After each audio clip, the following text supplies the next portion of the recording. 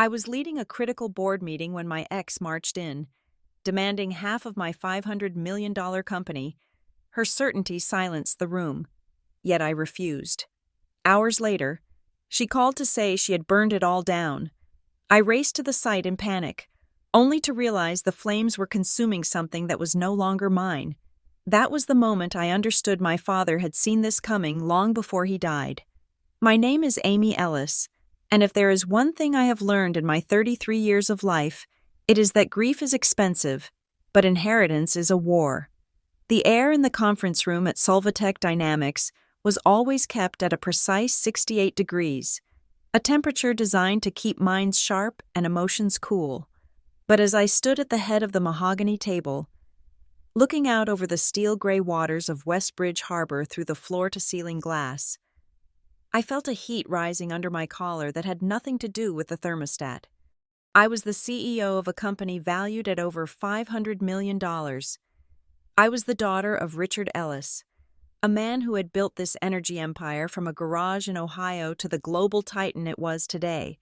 And I was currently trying to convince 12 skeptical board members that I was not just a grieving daughter filling a seat, but a leader capable of executing the most aggressive expansion plan in our history. The slide on the screen behind me displayed our projected growth in the European sector.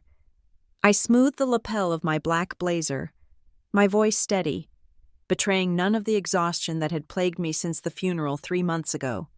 We are looking at a projected increase of 15% by the third quarter, I said, my eyes scanning the faces of the men and women who had served my father for decades. Some looked at me with pity, others with predation. They were waiting for me to stumble. They were waiting for the crack in the armor. Our proprietary solar storage technology is ready for mass deployment in the Northern Hemisphere. The contracts are drafted. The logistics are secured. All we need is the final ratification from this board to authorize the capital injection of $50 million. The room was silent. I could hear the hum of the projector and the distant wail of a tugboat in the harbor. Then, old Mr. Henderson, the CFO, leaned forward. He was a man who counted pennies like they were his own children. "Amy," he started, his voice a gravelly rumble. "Your father was a visionary, but this level of expenditure so soon after the transition of power, it is risky. Are you sure Richard would have—" He never finished the sentence. The double doors at the far end of the room did not just open. They were thrown wide with a force that rattled the glass panes. Every head in the room turned. The silence that followed was not the respectful silence of a boardroom contemplating a merger. It was the shocked silence of a sanctuary violated. Standing in the doorway was Lena Moore. My stomach dropped as if the elevator cables had just snapped. It had been 2 years since I had seen her face, but I knew every line of it. I knew the arch of her eyebrow when she was challenging someone. I knew the specific shade of crimson lipstick she wore when she wanted to feel powerful. And I knew the man standing next to her, his hand resting possessively on the small of her back. Caleb Moore, her husband, the man she had left me for. They looked like they had stepped out of a magazine spread for the casually wealthy. Lena wore a cream-colored coat that probably cost more than my first car, and Caleb was in a suit that was tailored a little too tightly, trying too hard to project an image of old money that he simply did not possess. "Security," I said, my voice cutting through the shock of the room. I did not shout. I did not tremble. I simply stated it as a fact that needed to be addressed. "Get them out." Lena laughed. It was a sharp, brittle sound that bounced off the glass walls. She walked into the room, her heels clicking rhythmically against the polished marble floor. She did not look at the board members. She looked only at me. "Save your breath, Amy," Lena said, stopping at the opposite end of the long table. "We are not trespassing. We are just here to collect what is ours." The audacity was so thick I could almost taste it. The board members were shifting in their seats, glancing between me and the intruders. This was exactly the kind of spectacle I had worked 18 hours a day to avoid. This was weakness. This was chaos. I placed my hands flat on the table, leaning forward. "You have 5 seconds to leave before I have you arrested for corporate espionage and trespassing. 1, 2. Richard promised me, Lena interrupted, her voice dropping an octave, becoming serious, dangerous. I stopped counting. The mention of my father's name in her mouth felt like a physical slap. My father despised you, I said coldly. He knew exactly what you were. He knew you were a leech before I ever saw it. Do not dare speak his name in this building. Caleb stepped forward then. He had always been the quiet one, the one who lingered in the background while Lena performed. But now he pulled a folded document from his inner jacket pocket. He held it up, not handing it over, just displaying it like a weapon. He might have despised her in the end. Amy, Caleb said, his tone smooth, practiced, but guilt is a powerful motivator for a dying man, especially when he realizes how lonely he is about to be. The implication hung in the air, toxic and heavy. They were suggesting something sickening, that in his final months, while his mind was fraying from the medication and the pain, they had gotten to him. What is that? Henderson asked, his accountant's curiosity overriding his shock. This, Caleb said, tapping the paper, is a codicil to the last will and testament of Richard Ellis, dated 4 days before he passed, witnessed, notarized. Lies, I said.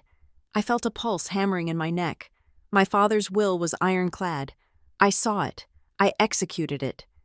You saw the version he wanted you to see, Lena said, smirking. She walked along the side of the table, trailing her fingers over the leather chairs. He felt bad. Amy. He knew he had come between us. He wanted to make it right. He wanted to make sure I was taken care of. She stopped 3 feet from me. The smell of her perfume, vanilla and something sharp, like ozone, filled my personal space. We want 50%, Lena whispered, loud enough for the entire board to hear. 50% of Solvatech, voting rights, assets, everything. The room erupted. The board members were on their feet, shouting over each other. 50% was not a settlement. It was a hostile takeover from the grave. It was the end of the company as we knew it. I did not move. I did not look at the shouting board members. I looked straight into Lena's eyes. They were blue, bright, and utterly devoid of warmth. I was searching for the lie. I was searching for the crack in her performance. But she held my gaze with a terrifying confidence. You are insane, I said, my voice low. If you think you can walk in here with a forged piece of paper and claim half of my father's life work, you are delusional. Caleb laughed. It is not a forgery, Amy, and we are not asking, we are informing. We have already filed the preliminary injunctions. The courts are going to freeze your assets by noon tomorrow. This expansion plan of yours? It is dead in the water, unless you sign the transfer. He slid a separate document across the mahogany table toward me. A transfer agreement. Sign it, Lena said. Save yourself the embarrassment of a public trial. You know how the media loves a family feud. Do you really want them digging through Richard's final days? Do you want them asking why his daughter wasn't there when he signed this? That struck a nerve. I had been there every day, every single day, except for those 2 hours on the Tuesday before he died, when the nurses told me to go home and shower. 2 hours. Had they been there? Had they slipped past security? No, impossible. My father was lucid until the very end. He would never have signed over his legacy to the woman who broke his daughter's heart. He hated them. He had spent the last 2 years helping me rebuild my life after they destroyed it. I looked at the transfer agreement. Then I looked at the board. They were terrified. They were looking at me to fix this, to make the bad people go away. I picked up the document Caleb had slid across the table. The paper felt crisp, expensive. I held it up, letting the light from the harbor catch it. Then, slowly, deliberately, I ripped it in half. I dropped the pieces on the floor. You have nothing here, I said. The words were simple, but I put every ounce of my authority into them. Lena's smirk faltered for a fraction of a second. Her eyes narrowed. You are making a mistake, she hissed. Get out, I repeated, now, or I will have security drag you out by your hair. And Lena, I know you spend thousands on those extensions. It would be a shame to ruin them. It was a petty jab, beneath a CEO, but it was the only thing that would penetrate her vanity. Lena took a step back, her face flushing with genuine anger. She turned to Caleb, who looked less amused now. He put the codicil back in his pocket. "This isn't over. Amy," Caleb said, pointing a finger at me, "you think you are untouchable in your ivory tower, but you are just a little girl playing dress-up in her daddy's suit. We are going to burn this whole place down around you." "We will see you in court," Lena added, regaining her composure. "And when we win, the first thing I'm going to do is fire you." They turned and marched out, the click of Lena's heels sounding like gunshots in the quiet room. The heavy doors swung shut behind them, sealing us back in the climate-controlled silence. For a long moment, no one spoke. The tension in the room was brittle, ready to snap. "Amy," Henderson said, his voice trembling slightly, "if they have a document, if there is even a 1% chance it is real, the stock price will plummet by morning. We need to issue a statement. We need to call legal." I raised a hand to stop him. "Meeting adjourned," I said. "But the expansion." "Meeting adjourned," I snapped, my voice cracking just once. The board members gathered their papers and filed out, casting worried glances in my direction. They smelled blood in the water. When the last of them was gone, I sank into my leather chair. My hands were shaking. I clasped them together on the table to steady them. I replayed the scene in my mind. Lena and Caleb were grifters. They were selfish. They were cruel. And they were greedy. But they were not stupid. They were survivors. They would not have marched into the headquarters of a $500 million corporation, interrupted a board meeting, and threatened legal action unless they had something. They were too confident, too calm. Caleb's threat echoed in my mind. "We are going to burn this whole place down around you." I looked out at the harbor. The water was choppy, gray waves capping with white foam. A storm was coming. My father, Richard, had been a careful man. He kept records of everything, every meeting, every phone call, every transaction.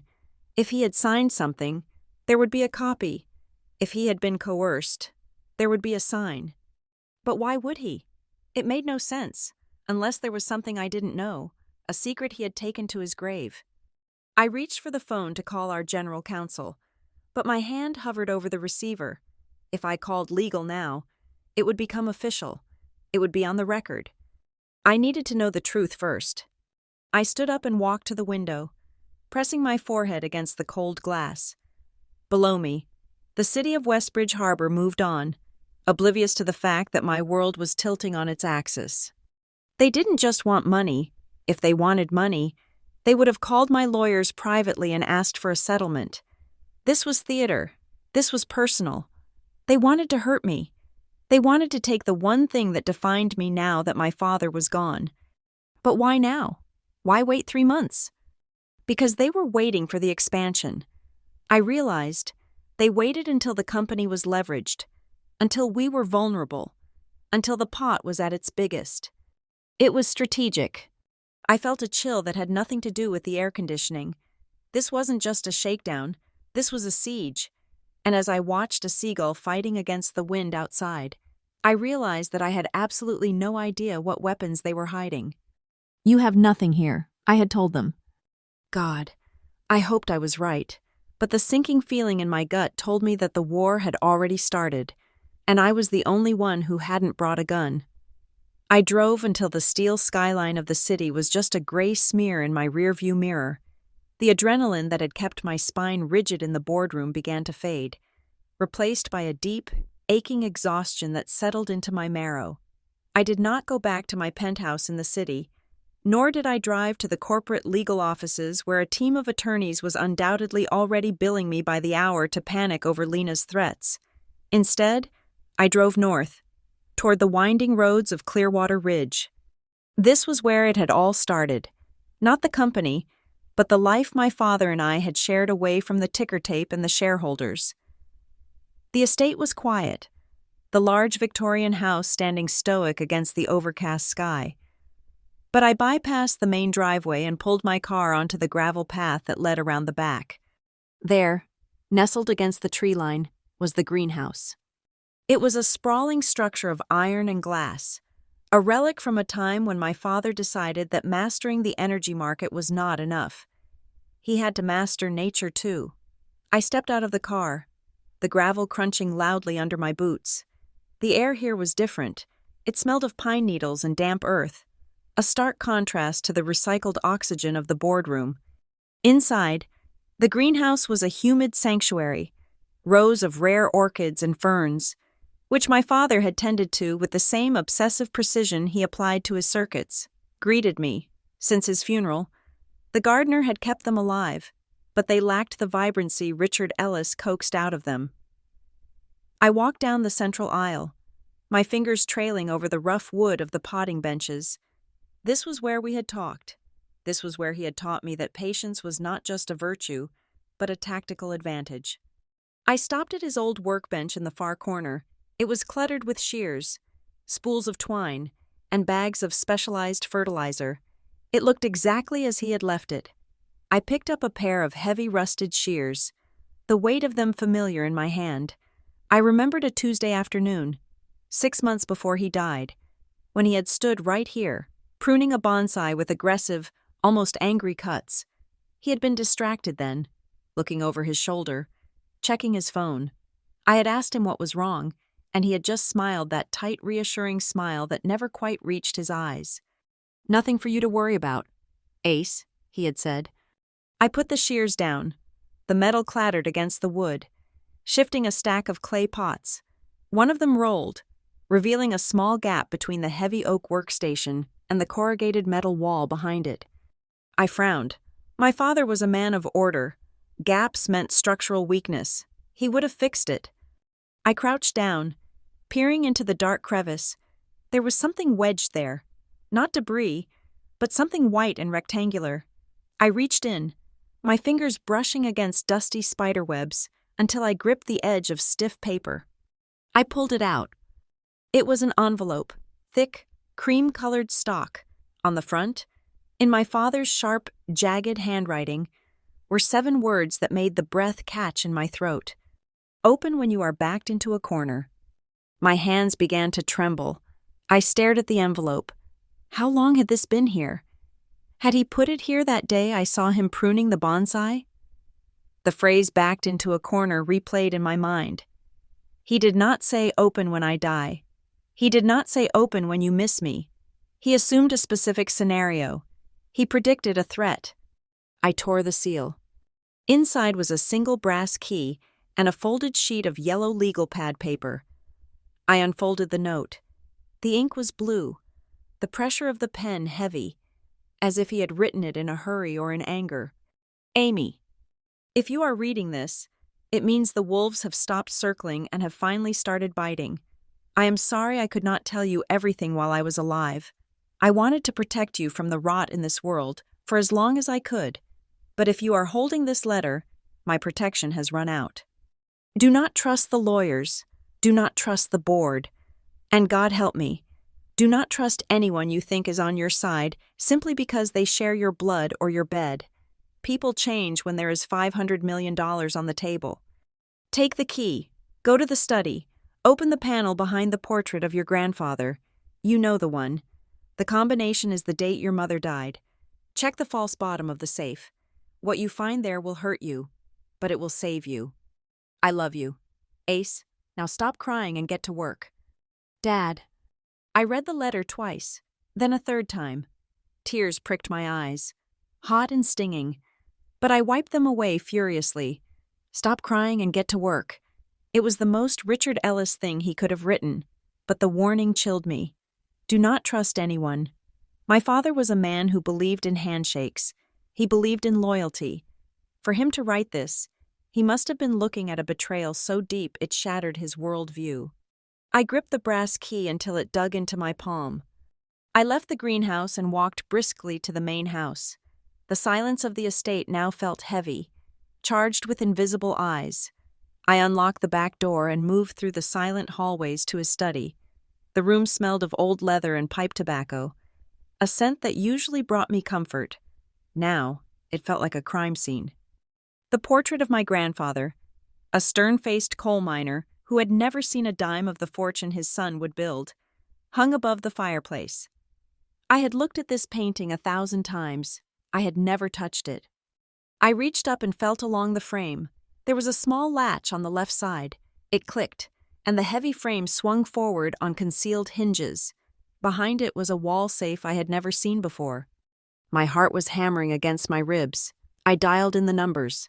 October 14th, 1014. The light on the keypad turned green. The lock disengaged with a heavy thud. I pulled the door open. The safe was mostly empty, except for a black hard drive, a silver USB stick, and a thick manila folder.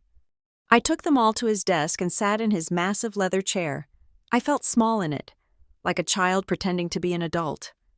I opened the manila folder first. Photographs spilled out across the dark wood surface. They were surveillance photos, high quality, taken with a telephoto lens.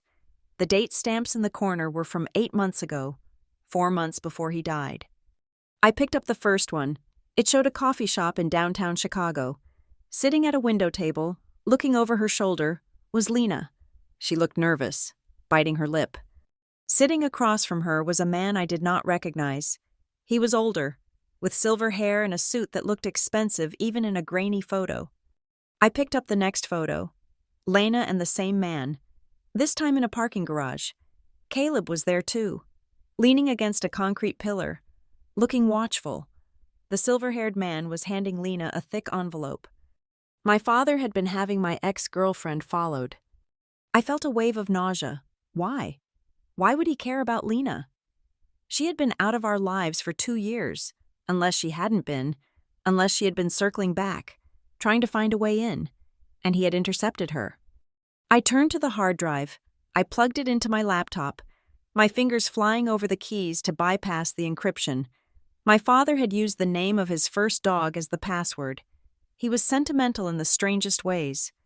The drive contained folders of financial records, emails, and audio files. But one file caught my eye immediately. It was labeled Draft Codicil Analysis. I opened it. It was a digital scan of the document Caleb had waved in my face just hours ago, the codicil that gave Lena half the company. But this scan was annotated. My father's digital notes were scrawled in red across the margins. Signature forgery attempt number 3. One note read next to his own name. The pressure points on the E are inconsistent with my tremor. Clause 4 is legal gibberish. Another note read, "They are getting desperate." I stared at the screen, my mouth dry. My father had seen this document. He had seen it while he was still alive. They had tried to get him to sign it, or they had forged it and he had caught them. This wasn't just a post-mortem attack. This was a scheme that had been running for months. Lena and Caleb hadn't just waited for him to die. They had been actively trying to steal the company while he was fighting for his life. And he knew. He knew, and he hadn't told me. Why? I clicked on an audio file dated 2 weeks before his death. His voice filled the room, raspy and weak, the sound of an oxygen machine hissing in the background. Recording log. May 22nd, his voice said. They approached me again today. Caleb actually had the nerve to come to the hospital room while the nurse was on break. He tried to slip the papers into a stack of consent forms. I played along. I need to see how deep this goes. I need to know who is funding them. Lena and Caleb don't have the brainpower to draft these legal loopholes. Someone is pulling their strings. If I expose them now, the puppet master cuts the strings and vanishes. I have to wait. I have to let them think they are winning. The recording ended with a fit of coughing that made my own chest ache. I sat back, the silence of the room rushing back in to fill the void left by his voice. He had used himself as bait, in his final days, when he should have been resting, when he should have been at peace. He was playing a high-stakes game of corporate chess with the people who wanted to destroy his legacy. And he had kept me out of it. Don't trust anyone. He had written. He didn't want me to react emotionally. He didn't want me to storm into a room and scream at them, because that would tip his hand. I looked at the photos of Lena again. She looked smug in some, terrified in others. She was just a pawn. My father knew it, and now I knew it. The anger that had been a hot, chaotic fire in my gut suddenly cooled. It crystallized into something hard and sharp. They thought they had blindsided me. They thought I was the grieving daughter who would crumble under the pressure of lawsuits and public scandals. They thought the codicil was their ace in the hole. But my father had seen their cards. He had counted the deck, and he had passed the cheat sheet to me. I reached for my phone. My thumb hovered over the contact for the head of legal. I could call him now. I could send him these files. We could have Lena and Caleb arrested for fraud by dinner time. I lowered the phone. No. I have to let them think they are winning, he had said. If I struck now, I would get Lena and Caleb, but I would miss the man with the silver hair. I would miss the puppet master, and if I didn't cut off the head of the snake, it would just grow back. I closed the laptop. I gathered the photos and put them back in the manila folder. I placed everything back into the wall safe and swung the portrait of the coal miner back into place. I would play the victim. I would let them think I was scared. I would let them push me into a corner, because that was exactly where my father wanted me to be. I walked out of the study and back to my car. The sun was beginning to set, casting long, bruised shadows across the lawn. I wasn't Amy Ellis, the panicked heiress anymore. I was Richard Ellis's daughter, and I had work to do. But first, I had to wait for them to make the next move. I had to wait for the fire. The digital clock on my nightstand read 3:14 in the morning when the phone began to scream. It was not the polite chime of a text message or the buzzing vibration of an email notification. It was the shrill, relentless ringtone I had assigned to emergency contacts only. I fumbled for the device in the dark, my heart already hammering a frantic rhythm against my ribs before I even saw the screen. Adrenaline flooded my system, washing away the grogginess of sleep in a fraction of a second. Unknown caller. I slid my thumb across the screen and pressed the phone to my ear. Hello? My voice was rough, thick with sleep and fear. Amy. The single word hung in the silence of my bedroom like a guillotine blade. It was Lena, but this was not the composed, arrogant Lena from the boardroom. Her voice was high, breathless, vibrating with a manic energy that made the hair on my arms stand up. What do you want? Lena? I asked, sitting up and swinging my legs over the edge of the bed. It is 3 a.m. I told you, she said, and I could hear the wind whipping past the microphone, or perhaps the roar of something much louder. I told you we would burn it down. I froze. My hand gripped the duvet, knuckles turning white. You are drunk, I said, trying to keep my voice steady. Go home. Turn on the news. Amy, she laughed, a sound that cracked and splintered. Or better yet, just look north. The sky is so pretty tonight. We did this for you. We lit a candle for Richard. The line went dead.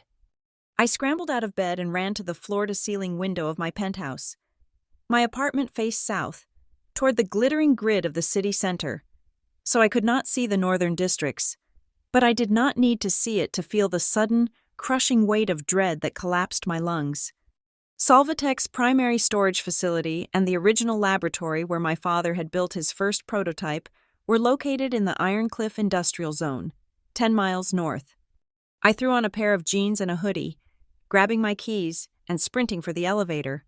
My mind was a chaotic storm of denial and terror. They wouldn't. They couldn't. It was a bluff, a sick joke. But the manic edge in Lena's voice told me otherwise.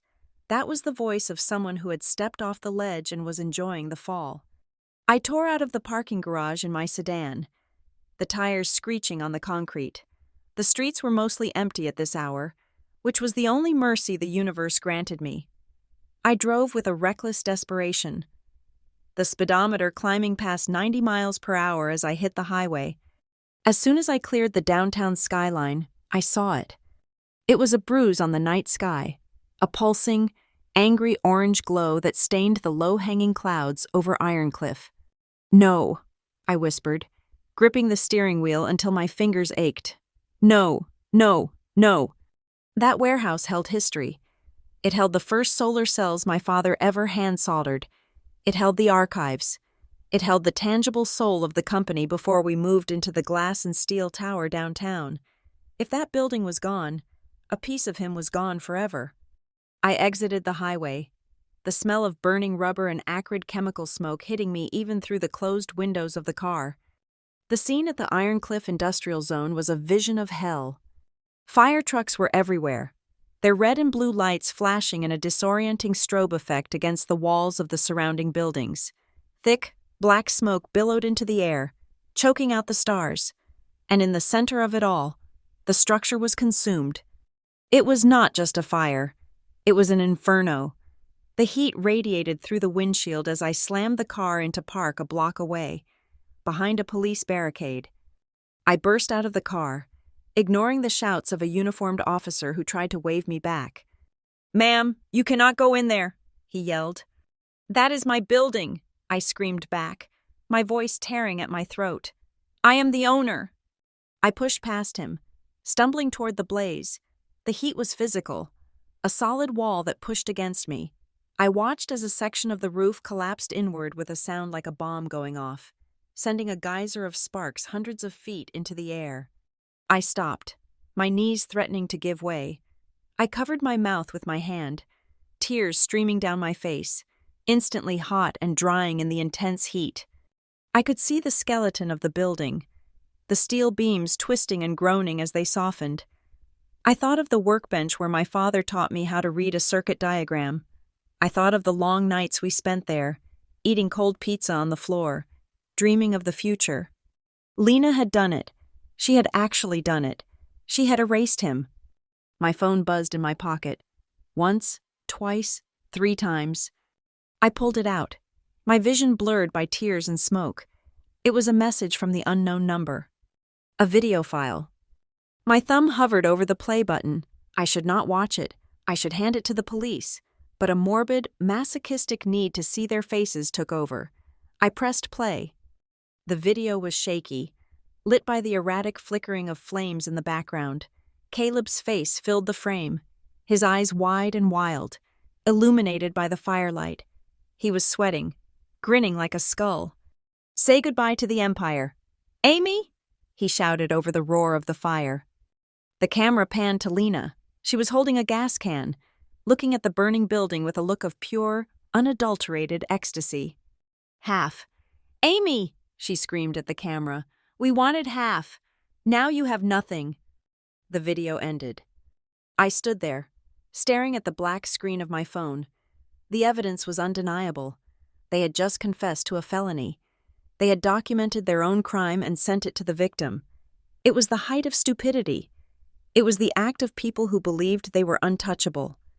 But as the initial shockwave of grief began to recede, something strange happened. My brain, trained by Richard Ellis to look for patterns and inconsistencies, clicked back online. I looked up at the burning building. I squinted against the glare. The fire had consumed the front facade, but the metal sign that hung over the loading bay was still partially visible, dangling by a single bolt. The heat had peeled away the paint, but the embossed letters were still there. I wiped my eyes and took a step closer, ignoring the intense heat. I knew that sign. I had designed the Solvatech logo myself when I was 22. It was a stylized sunburst. But the sign hanging there was not a sunburst. It was a square, a simple geometric blue square. And below it, the letters did not spell Solvatech. They spelled Northern Logistics. I blinked. I looked around the perimeter, the chain-link fence, the security booth. This was the Iron Cliff warehouse. This was where we used to be. Used to be. A memory surfaced, clear and cool as a glass of water. 2 years ago, my father sitting at dinner, complaining about the property taxes in Iron Cliff. "The zoning has changed.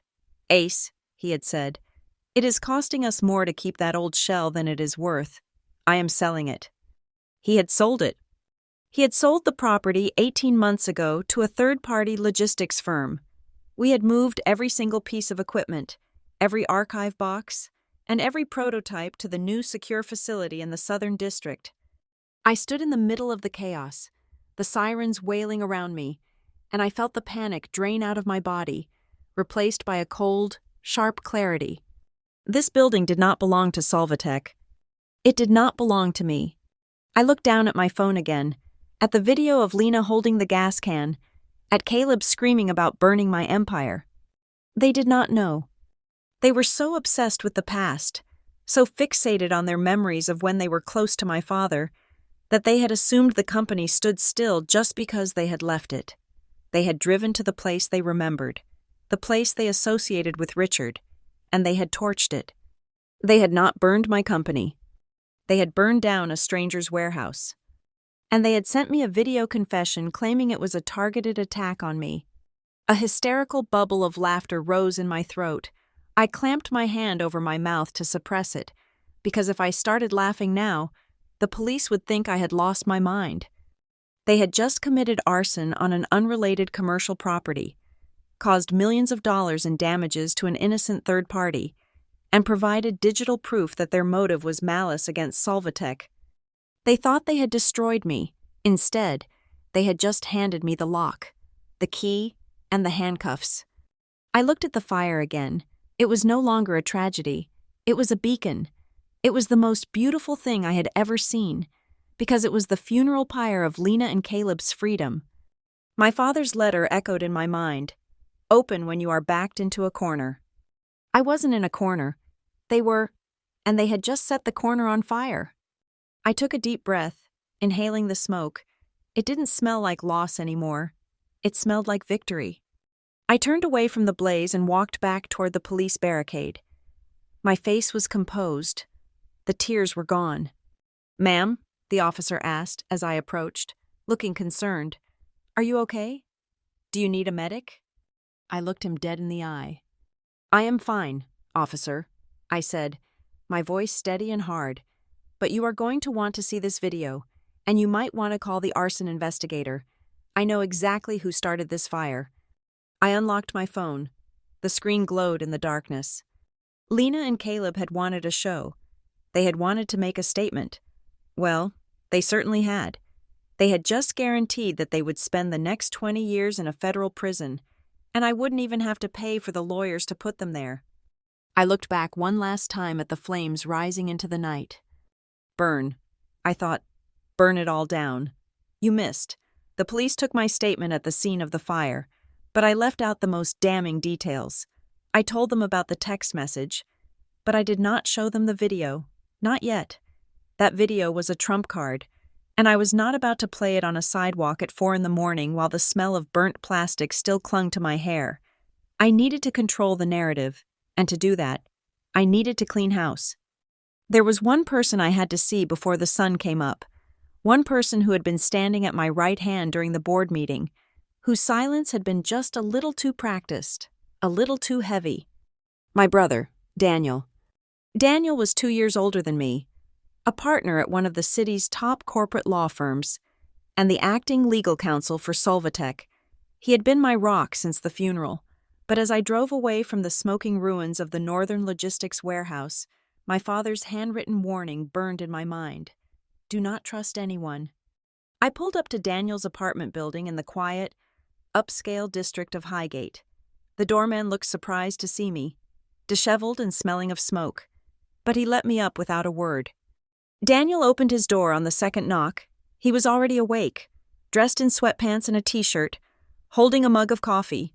He did not look surprised to see me. In fact, he looked like he had been waiting. "You saw the fire," I said, pushing past him into the living room. It was a statement, not a question. "I saw the news alerts," Daniel replied, closing the door softly. "Are you okay?" I turned to face him. The living room was shadowy, lit only by the streetlights filtering through the blinds. "They burned the wrong building. Daniel," I said, "they torched the old Ironcliff site. They thought it was still ours." Daniel let out a breath, his shoulders sagging. A flicker of something crossed his face. Relief, yes, but also a strange, grim satisfaction. "Idiots," he muttered. "They really are amateurs." That was it, that tone. It was the same tone Caleb had used. Dismissive, knowing. I took a step toward him. "How did you know they would try something like this?" I asked, my voice low. "I didn't," he said, walking toward the kitchen to pour another cup, but I knew they were desperate.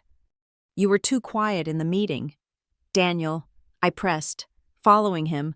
"When Caleb pulled out that codicil, everyone else was screaming. You just sat there. You didn't even blink. You knew about the document." Daniel set the coffee pot down with a clatter. He turned, leaning his hips against the granite counter. He looked tired, older than his 35 years. "I knew about a draft," he admitted. I felt a sharp sting of betrayal, hot and sudden. "You knew? You knew they were forging our father's will and you didn't tell me?" I couldn't. "Amy." "Why?" I shouted, the exhaustion finally fraying my control. "Because you are working with them? Is that it? Did they promise you a cut? Did you sell me out for a piece of the pie?" Daniel's face hardened. He crossed the room in 3 long strides, grabbing a remote from the coffee table. He pointed it at the wall-mounted sound system. "Sit down, Amy," he commanded. I did not sit. I stood my ground, fists clenched. Daniel pressed a button. A voice filled the room. It was not Daniel's voice. It was Richard Ellis, my father. The audio was clear, lacking the background hiss of the recording I had found in the safe. This was recorded in a studio, or a very quiet office. Recording for Daniel Ellis. Date, June 4th. I froze. June 4th, 2 weeks before he died. "Daniel," my father's voice said, sounding stronger than he had in months. "If you are playing this for your sister, it means she has cornered you. It means she is looking at you with that same look she used to give me when she caught me sneaking a cigar. She thinks you betrayed her." I stared at the speaker, my heart pounding in my throat. "She is wrong," the voice continued, "but you cannot blame her for thinking it. I asked you to keep secrets. Son, I asked you to walk into the lion's den and break bread with people we both despise, and I know how much that cost you." I looked at Daniel. He was staring at the floor, his jaw set tight. "Amy," my father said, addressing me directly now, "I ordered Daniel to meet with Lena. I ordered him to entertain their offers. I needed eyes on the inside. I needed to know not just what they wanted, but how far they were willing to go to get it." The recording paused for a breath, a rasping intake of air that betrayed his illness. "They are not just greedy. Amy, they are vicious. Daniel found out what they were trying to do with my medical records. Tell her. Daniel, she needs to know the kind of monsters we are dealing with." Daniel stopped the playback.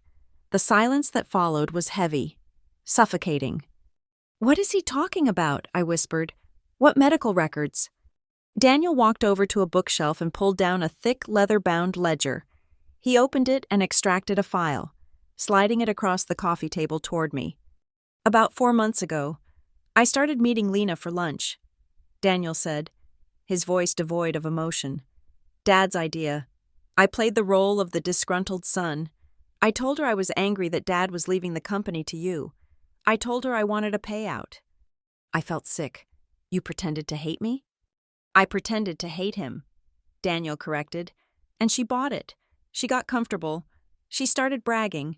She told me they had a source at the hospital, a nurse in the palliative care unit." I opened the file. It contained copies of hospital logs, dosing schedules for morphine and sedatives. "They weren't just waiting for him to die," Daniel said, his voice trembling with suppressed rage. "They were trying to accelerate the timeline, but worse than that, they were trying to alter the historical data.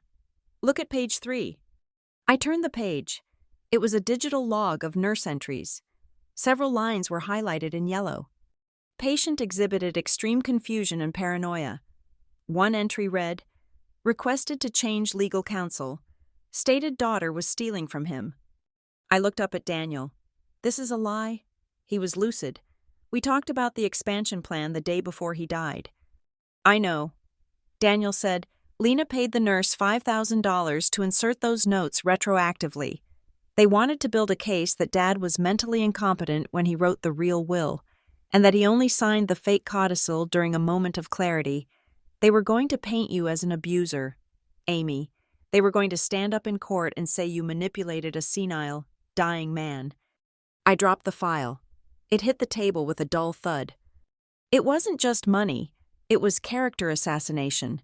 It was a systematic attempt to rewrite the history of my father's final days, to turn his legacy into a tragedy of elder abuse, with me as the villain. The fire at the warehouse was nothing compared to this. The fire destroyed property. This destroyed souls. He caught the nurse, Daniel said softly. Dad's private investigators found the bank transfer. We have the confession. We have everything. But Dad made me promise not to use it until the very end. Why? I asked, tears stinging my eyes again. Why put us through this? Why let them march into the boardroom and humiliate me? Because of the third man, Daniel said. I looked up sharply. The silver-haired man. You know about him? Daniel asked. I saw photos. I said, in the safe.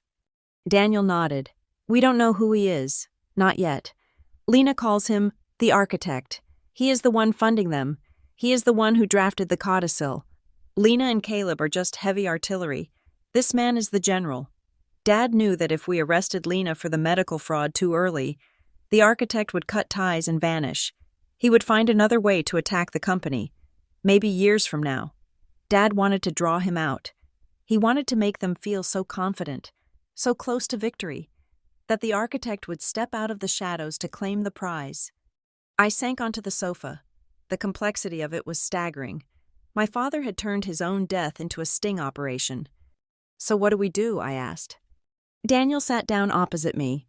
The reading of the will is scheduled for tomorrow at noon. He said, Lena and Caleb demanded it be public. They invited the press. They think they are going to walk in there, present their fake codicil, and have the court of public opinion hand them the keys to the kingdom. I remembered the video on my phone, the fire. They are going to walk in there thinking they just burned down my inventory. I said, they think I'm broken. Exactly, Daniel said. We need to let them think that. We need to walk into that room looking defeated. We need to let them present their case. We need to let the architect think he has won. And then? Daniel smiled. It was a cold, wolfish smile that looked exactly like our father's. And then we play the tape, he said. We play the video of the fire. We show the medical records. We drop the hammer. But we need to make sure the architect is in the room. I thought about the man in the photos. Silver hair. Expensive suit. He will be there, I said. If they think I am destroyed, he will want to be there to pick over the carcass. He won't be able to resist. I reached out and took my brother's hand. For the first time since Richard died, I didn't feel like I was carrying the weight of the company alone. I am sorry I doubted you, I said. Don't be, Daniel replied, squeezing my hand. Dad taught you well. In this business, trust is a liability. I stood up. The sun was fully up now, slicing through the blinds. Get dressed, Daniel, I said, my voice strong again. We have a performance to prepare for. I want to look like I haven't slept in a week. I want to look like I am one bad headline away from a nervous breakdown. Daniel stood up, unbuttoning his shirt. I can make some calls, he said. Leak a rumor that you are looking to settle. That should bring them running. Do it, I said. Tell them I am terrified. Tell them I am ready to sign anything just to make it stop. I walked to the window and looked out at the city. Somewhere out there, Lena and Caleb were probably celebrating, clinking champagne glasses over the ashes of a logistics warehouse. Somewhere, a man with silver hair was calculating his return on investment. They had no idea that the check they were about to cash was going to bounce so hard it would shatter their lives. I checked my watch. 28 hours until the will reading. 28 hours until the trap snapped shut. But there was one thing that still nagged at me. The architect. Why Solvatech? There were plenty of other energy companies. Why target us with such personal venom? I turned back to Daniel. Did Dad ever mention a name, I asked, for the architect? No, Daniel said. Just that he felt familiar. Dad said he felt like a ghost from the old days. A ghost. I looked at the file on the table. We weren't just fighting for the future of the company anymore. We were fighting a ghost from the past. And I had a feeling that when we finally pulled the mask off, I was going to see a face I should have recognized all along. The adrenaline of the fire and the emotional revelation with Daniel had burned off, leaving behind a cold, clinical need for answers. We had retreated to the secure server room in my penthouse, a space I usually reserved for high-level clearance work during mergers. Now, it was the war room. The digital clock on the wall read 8:45 in the morning. We had less than 24 hours before the will reading, and while we knew what Lina and Caleb were doing, we still did not know who was holding their leash. I plugged the black hard drive I had retrieved from my father's safe into the isolated terminal. The fan whirred to life, a low hum that sounded like a heavy breath in the quiet room. Daniel stood behind me, a fresh pot of coffee in his hand. "Open the folder marked External Threats," he suggested. Leaning over my shoulder, Dad mentioned it once. He said he was tracking a signal that kept bouncing off our firewall. I navigated to the folder. Inside, there was a subdirectory labeled with a single, innocuous date. November 19th, 2012. "That date," I whispered, staring at the screen. That was the day Dad fired the old board of directors. The day he purged the company. I clicked the folder. A single profile picture filled the screen, followed by a dossier that was hundreds of pages long. My blood ran cold. I knew the face immediately, even though it had aged. The silver hair in the surveillance photos I had found earlier made sense now. The sharp, predatory jawline, the eyes that looked like they were calculating your net worth while you shook his hand. Victor Sloan. I sat back in my chair, the air leaving my lungs. "Victor Sloan," Daniel repeated, his voice devoid of surprise, as if the pieces were finally clicking into place for him too. The former CFO, the man Dad almost went to prison for.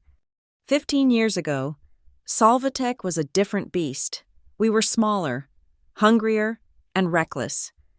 Victor Sloan had been my father's right hand until an audit revealed he had been siphoning millions into offshore accounts and selling proprietary R&D data to our competitors in China.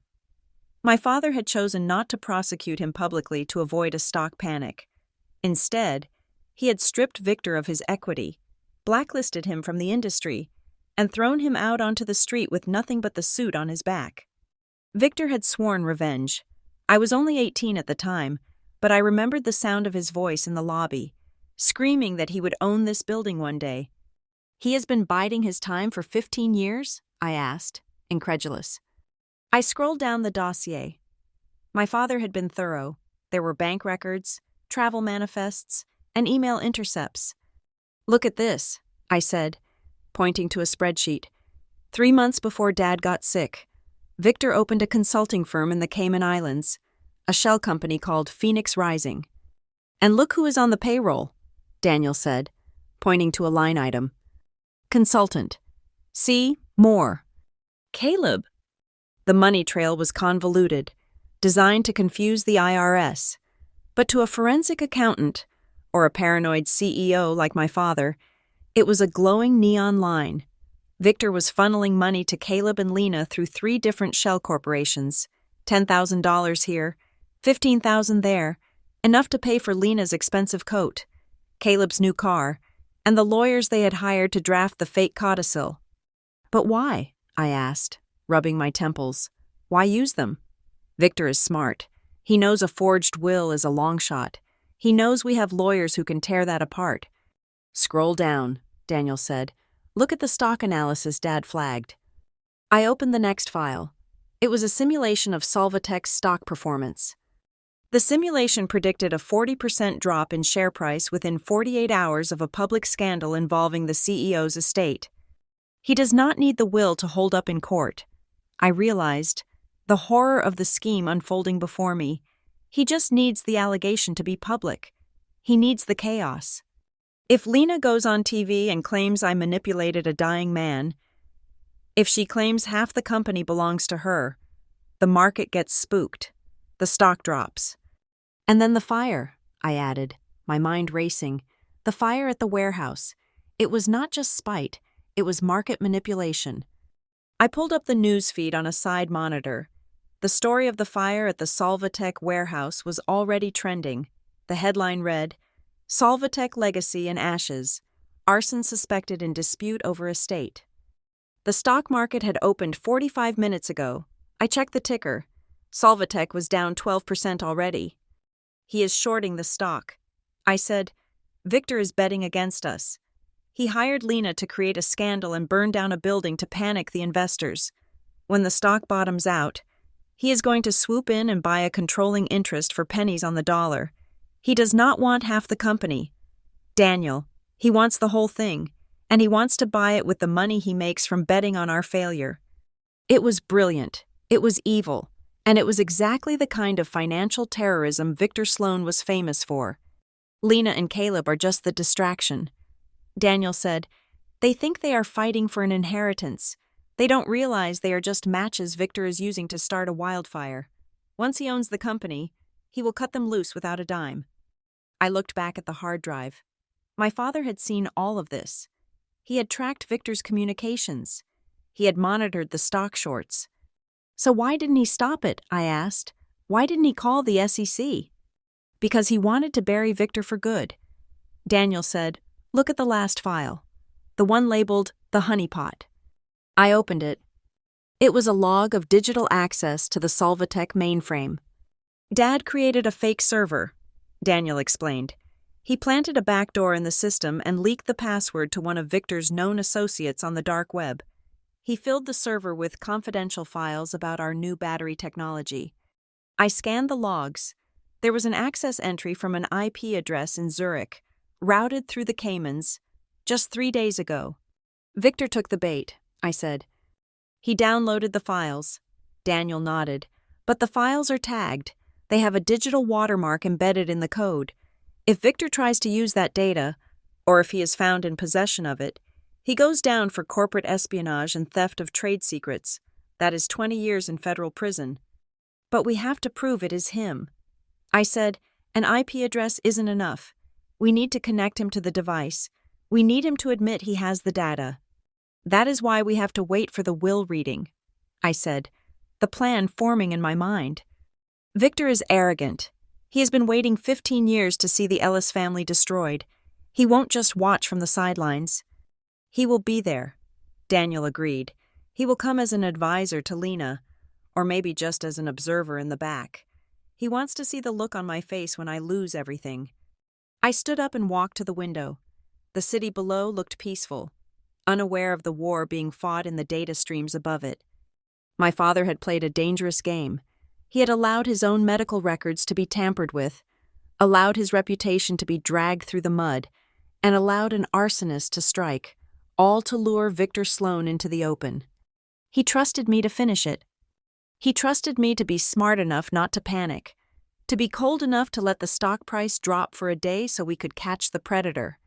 I turned back to Daniel. We are not going to mention Victor. I said, not to the press, not to the lawyers, not even to the police yet. We let the will reading happen? Daniel asked. We let it happen, I confirmed. We let Lena make her speech. We let Caleb show his fake documents. We let the stock price tank. We let Victor think he has won.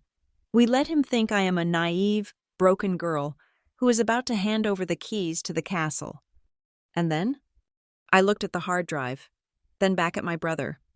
And then I am going to ask him a question he won't be able to resist answering, and when he speaks, I want the federal agents waiting in the hallway. I picked up the phone. Get the legal team ready. Daniel, but tell them to stand down on the injunctions, let the court proceeding proceed, and call the FBI. Tell them we have the evidence they have been looking for on the Sloan case, but they need to execute the warrant at Stonehaven Legal Hall at exactly 1 o'clock tomorrow. I felt a strange calm settle over me. It was the calm of the eye of the storm. Victor Sloan thought he was the hunter. He thought I was the prey.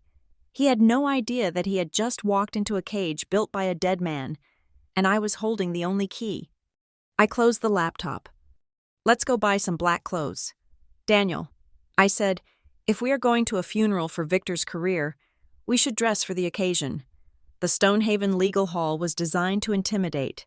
It was a cavernous structure of limestone and oak, situated in the heart of the legal district, a place where fortunes were divided and families were dismantled with the stroke of a pen. As the limousine pulled up to the curb at exactly 11:45 in the morning, I saw the swarm. Reporters. They were everywhere, a sea of microphones and cameras jostling for position at the bottom of the wide stone steps. Lena and Caleb had done their work well. They had leaked the time and location of the will reading, ensuring that our private family matter would be a public spectacle. "Ready?" Daniel asked, adjusting his tie. I looked at my reflection in the darkened window. I was wearing a simple black dress, no jewelry, and very little makeup. I looked pale. I looked tired. I looked exactly like a woman who had spent the night crying over her lost empire. "Let's go," I said. We stepped out of the car, and the noise hit us like a physical wave. Shouts of "Amy!" and questions about the fire and the stock price flew at us. I kept my head down, clutching Daniel's arm, playing the part of the beleaguered heiress to perfection. At the top of the stairs, standing like royalty holding court, were Lena and Caleb. Lena was wearing a white suit, a bold, aggressive choice for a will reading. It screamed innocence and victory. Caleb stood beside her, looking smug, and behind them, standing in the shadows of the portico, was a man with silver hair and an impeccably tailored gray suit. Victor Sloan. He was actually here. He had come to watch the kill. I did not make eye contact with him. I kept my eyes on the ground as we brushed past Lena. "Late as always." "Amy," Lena murmured, loud enough for the reporters closest to us to hear. I said nothing. I just walked through the heavy oak doors, Daniel at my side, and into the cool silence of the hall. The conference room was massive, dominated by a table long enough to seat 30 people. Mr. Sterling, the executor of my father's estate, sat at the head. He was a man of 80, with skin like parchment and eyes that had seen every variation of human greed imaginable. We took our seats on the right side. Lena and Caleb sat on the left. Victor Sloan took a seat in the back corner, crossing his legs and checking his watch, as if he were merely a bored spectator. Mr. Sterling cleared his throat.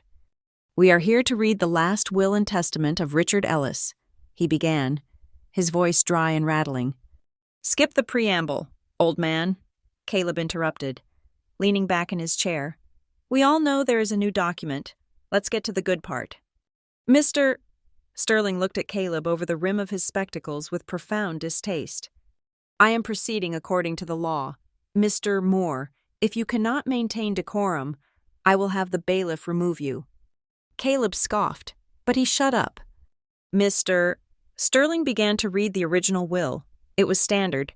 Bequests to charities, a trust fund for the maintenance of the estate, and the remainder of the assets, including 100% of the controlling shares of Solvatech Dynamics, to his daughter, Amy Ellis.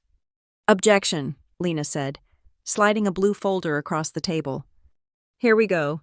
This is a codicil," Lena stated, her voice projecting clearly for the benefit of the court stenographer in the corner, dated 4 days before Richard's death. It supersedes the previous will, in light of his declining health and his regrets regarding his treatment of me. Richard decided to split the controlling interest, 50-50. Mr. Sterling picked up the document. He adjusted his glasses. He took a long time reading it. The silence in the room was thick, heavy with the smell of floor wax and tension. "Amy?" Mr. Sterling asked, looking at me. "Do you have a response to this document?" I looked at the table. I let my shoulders slump. My father never mentioned this to me. I said, my voice barely a whisper. "He wouldn't, would he?" Lena said, her voice dripping with fake sympathy. "He was afraid of you. Amy, he told me how you pressured him, how you made him feel guilty. He wanted to do this for me, but he had to do it in secret."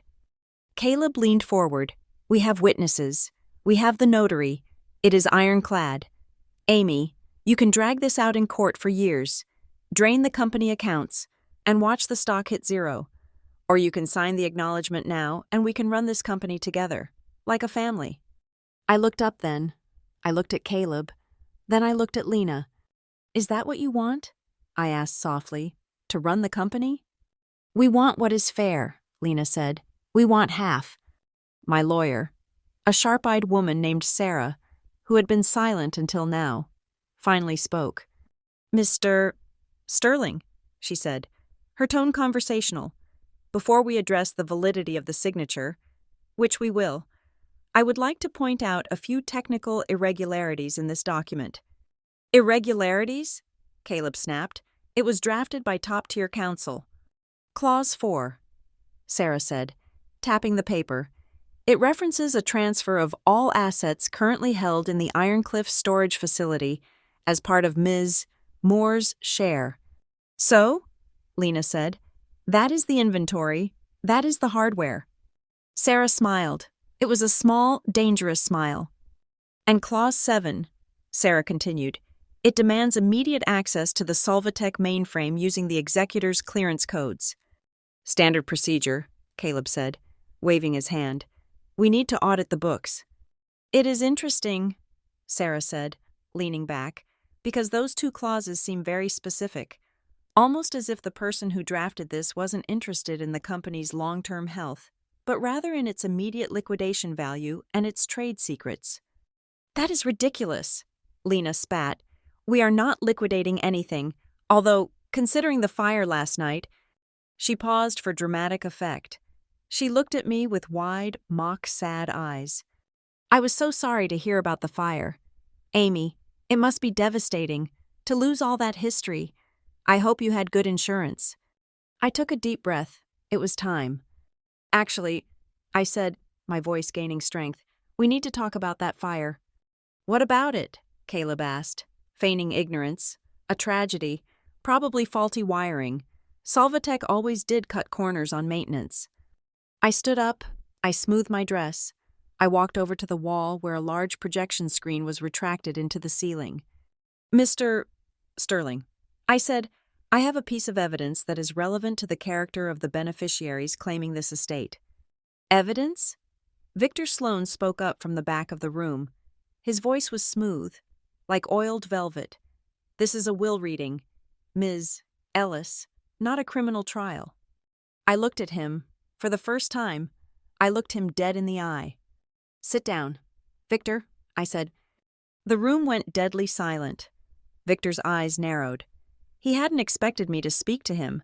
He hadn't expected me to have a spine. I pressed a button on the remote I had concealed in my palm. The screen descended. The lights in the room dimmed automatically. "I am not sure if you caught the morning news, Lena," I said, turning to face her, "but there was a very interesting video sent to my phone at 3:14 this morning." I hit play. The video was massive on the screen. The roar of the fire filled the room, and there, 10 feet tall, was Caleb's face. "Say goodbye to the Empire, Amy." The audio was crisp. The crackle of the flames was terrifying. Then the camera panned to Lena. "Half. Amy, we wanted half. Now you have nothing." Lena let out a strangled gasp. She jumped out of her chair, knocking it over. "Turn it off," she shrieked. That is fake. That is AI." Caleb's face had gone the color of old ash. He stared at the screen, at his own manic grin, unable to move. The video ended, leaving a frozen image of Lena holding the gas can. I turned the lights back on. "I don't think that is AI. Lena," I said calmly, "I think that is a felony." You can't use that."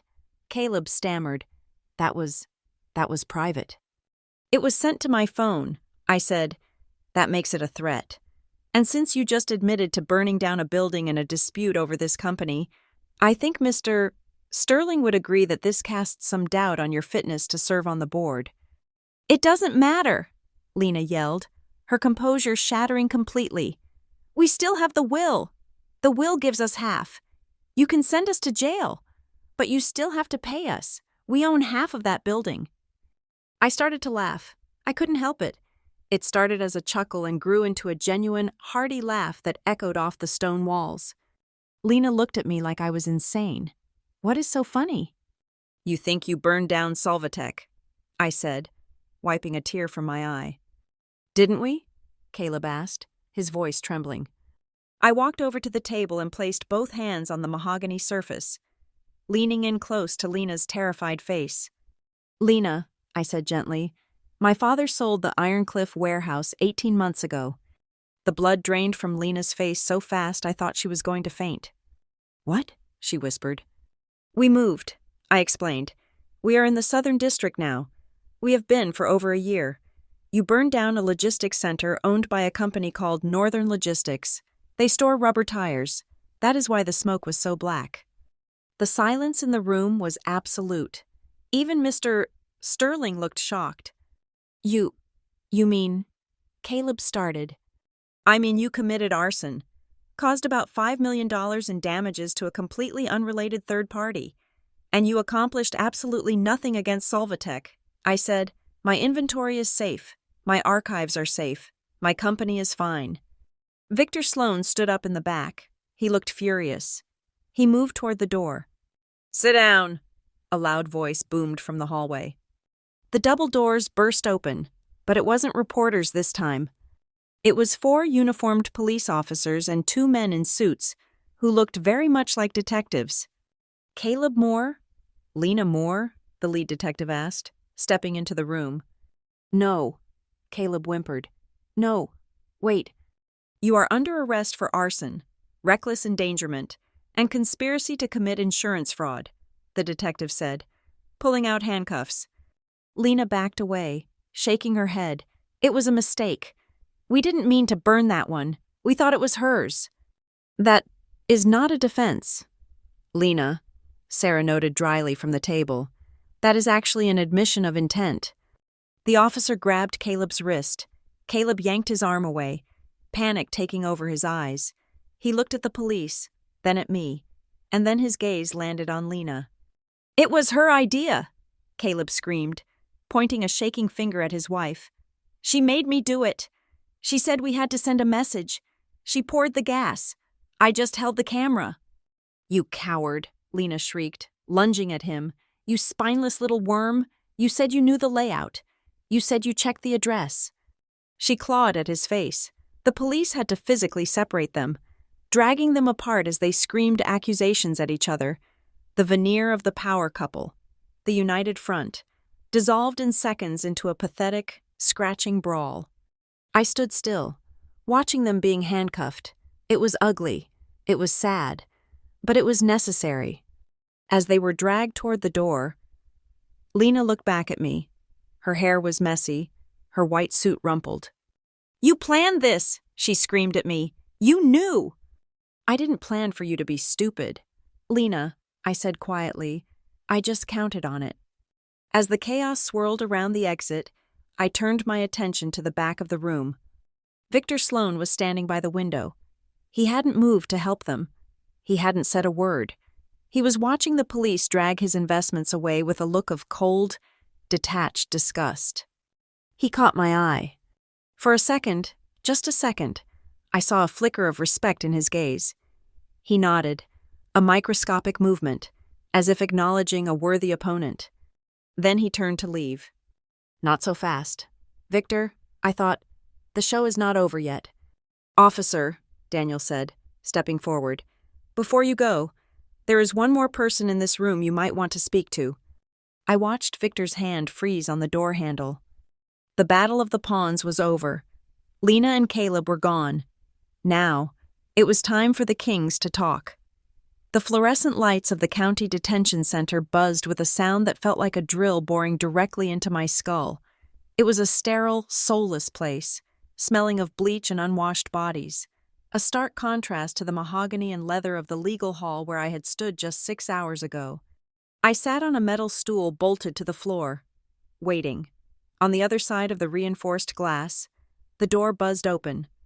Lena walked in. The transformation was grotesque. The white power suit was gone, replaced by a shapeless orange jumpsuit that hung off her frame. The arrogance, the poise, the sharp edges of her personality, they had all dissolved, leaving behind a terrified, shivering woman who looked 10 years older than she had this morning. She did not look at me. She sat down, her handcuffs clinking against the metal table. "You have 5 minutes," the guard said, taking up a position by the door. Lena looked up. Her eyes were red-rimmed, Her makeup smeared in dark streaks down her cheeks. She looked like a ruin. "You came," she whispered. Her voice was cracked, dry. "I did not come to gloat. Lena," I said, keeping my voice flat. "I came because your lawyer called mine. He said you wanted to make a deal." I didn't know about the warehouse. "Amy," she blurted out, leaning forward, "you have to believe me. Caleb is an idiot. He got the address wrong. I told him to check it. I told him." "Stop," I said. I raised a hand. "I don't care about the warehouse. The insurance company will deal with that. I am here for the rest of it." Lena swallowed hard. She looked at the mirror on the wall, knowing full well who might be listening. If I give you everything, can you talk to the district attorney?" she asked. "Can you get the charges reduced?" I folded my arms. "I'm not promising you anything. Lena, you tried to destroy my life. You tried to erase my father's legacy. You don't get to dictate terms. But if you give me something useful, I might mention your cooperation. That is the best you are going to get." She stared at her hands for a long time. The silence stretched, heavy and suffocating. "It wasn't just money," she said softly. I waited. "Victor, he didn't just hire us. Amy, he owns us." "What do you mean?" Lena took a shaky breath. 3 years ago, before I met Caleb, I was working as a purchasing manager for a textile firm in Chicago. I borrowed some money from the company accounts, just a loan. I intended to pay it back. "Embezzlement," I corrected. She flinched. "It was $50,000. I had gambling debts, bad ones. I covered my tracks, or so I thought. But then Victor contacted me. He had bought the debt. He had the digital trail. He told me he could send me to prison for 10 years, or I could do a small favor for him. And the favor was me," I said, realizing the depth of the trap. "He told me to get close to Richard," Lena said, tears spilling over again. "He knew your father was sick before anyone else did. He has sources everywhere.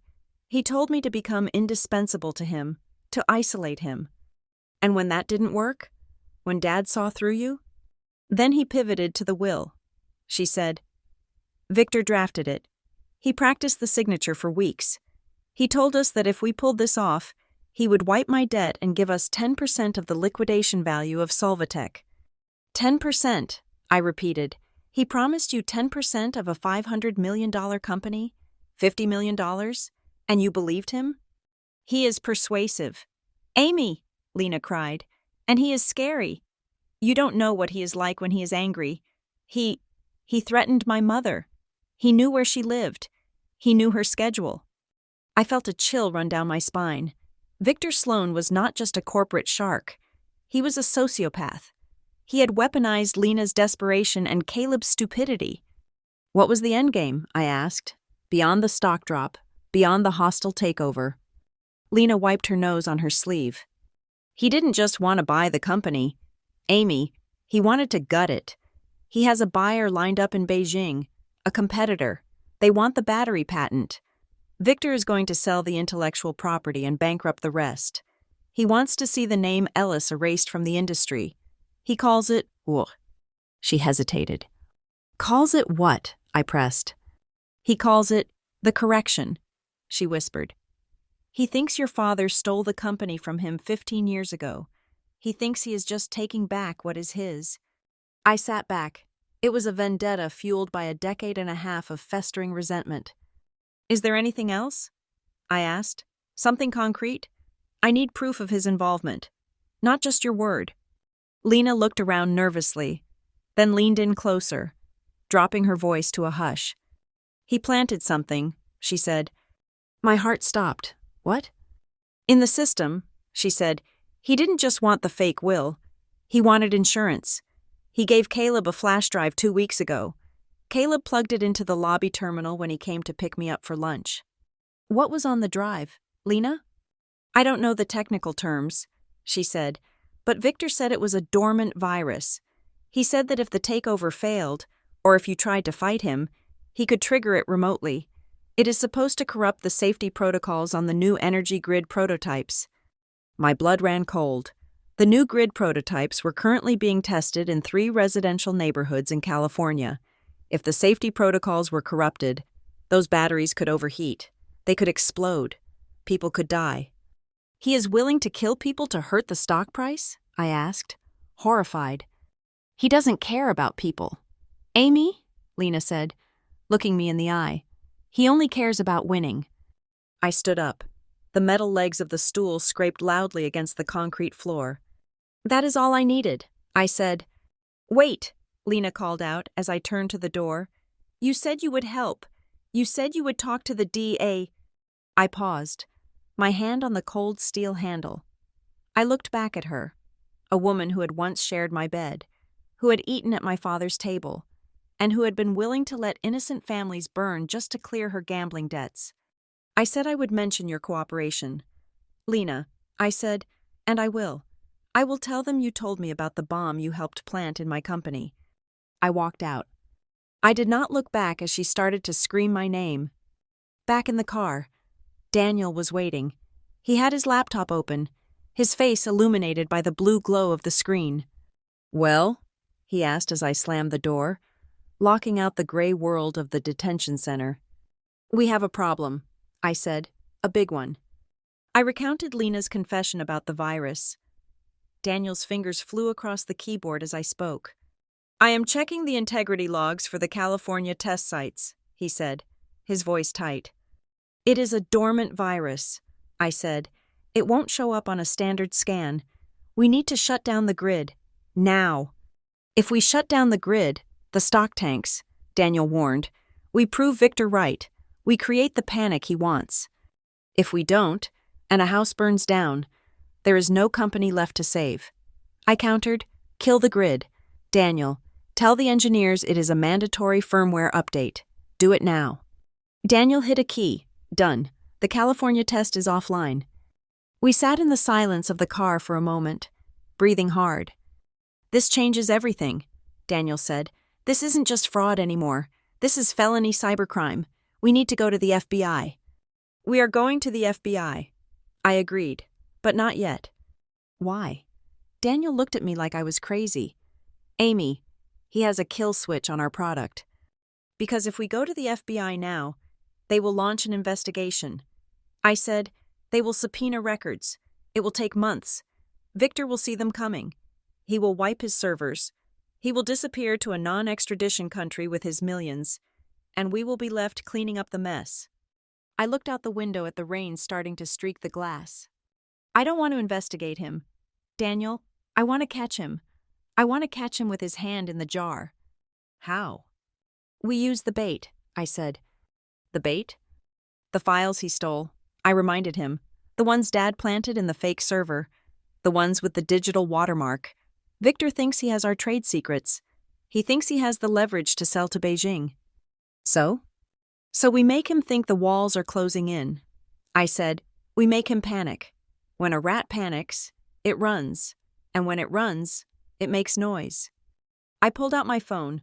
I dialed the number of a journalist I knew at the Financial Times, a woman who owed me a favor. "Hello?" She answered on the second ring. "Amy? I heard about the arrest. Do you have a comment?" "I have something better than a comment." "Claire," I said, keeping my voice low and urgent, "I have a leak, but you have to run it within the hour." "What is it?" she asked, her interest piqued. "Tell the world that Solvatech's internal security has identified a massive data breach." I said, "Tell them we have traced the stolen data to a specific IP address in the Cayman Islands. And tell them that federal agents are currently en route to execute an international arrest warrant for a former executive." "You are naming names?" she asked. "Don't name him," I said. "Just say a former executive with a history of financial misconduct. He will know who he is." I hung up. Daniel looked at me, a slow smile spreading across his face. "He is monitoring the news," Daniel said. "He is watching every ticker." "Exactly." I said, "He is sitting in his hotel room right now, thinking he is safe. He thinks Lena and Caleb will take the fall. But when he reads that headline, when he reads that we found the Cayman connection he will try to move the money," Daniel finished, "or he will try to dump the stolen files before he gets caught with them." And the moment he accesses those files to move them or delete them, I said, the watermark triggers. It sends a ping back to us with his exact location, not an IP address, a physical GPS location. And the FBI will be waiting, Daniel said. I started the car. The engine purred to life, a low growl of power. Call the agent in charge. I told Daniel. Tell him to get a team ready. Tell him the suspect is about to flush himself out. We drove back toward the city. The rain was falling harder now, washing the streets clean. Victor Sloan had spent 15 years building a trap for my father. He had used every dirty trick, every exploited weakness, every ounce of malice he possessed. He thought he was playing against a grieving daughter and a disgruntled son. He forgot one thing. I was Richard Ellis's daughter, and I didn't just inherit his money, I inherited his rage. 40 minutes later, the headline hit the wire.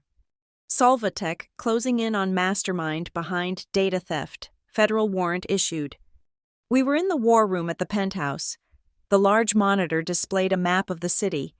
A single red dot was pulsing on the screen, representing the tracker embedded in the stolen files. For 10 minutes, nothing happened. The dot remained stationary. My heart hammered against my ribs. Had he seen it? Was he calling my bluff?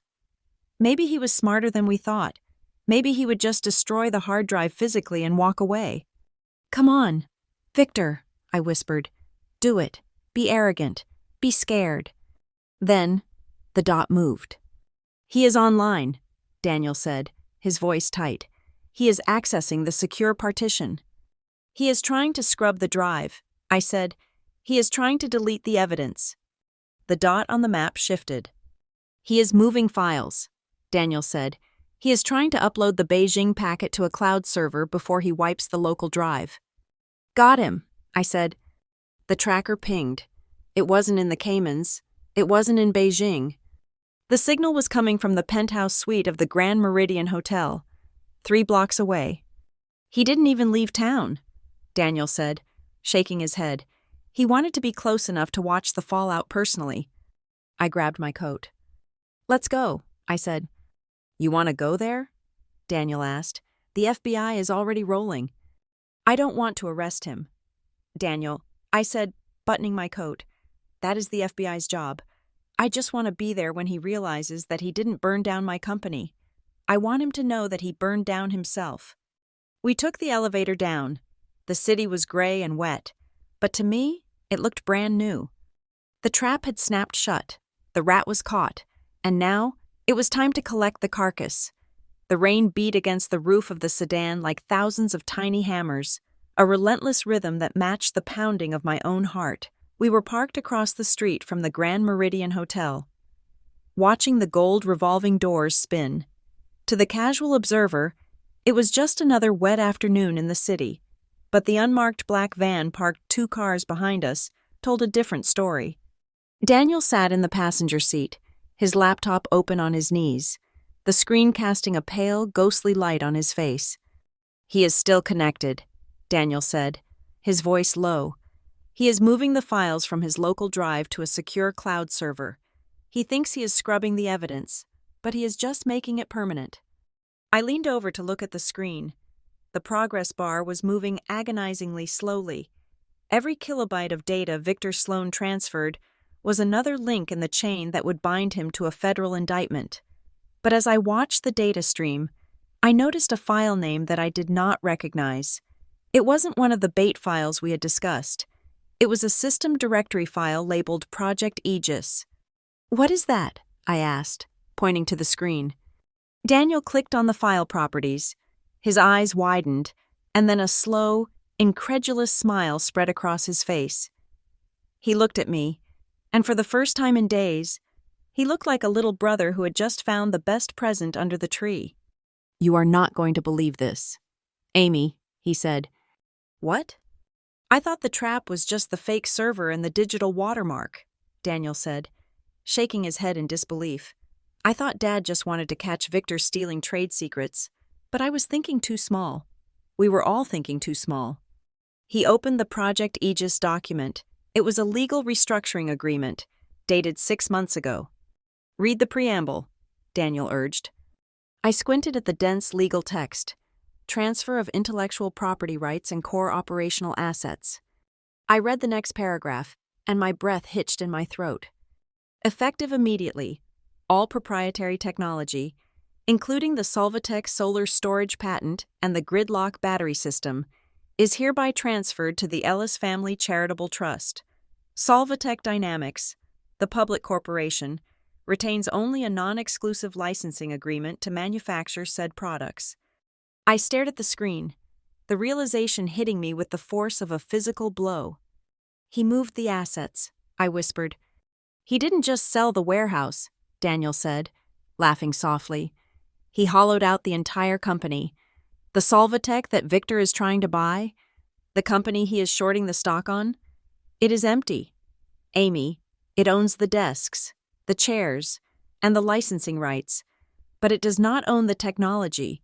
It does not own the patents. I sat back, stunned by the sheer magnitude of my father's foresight.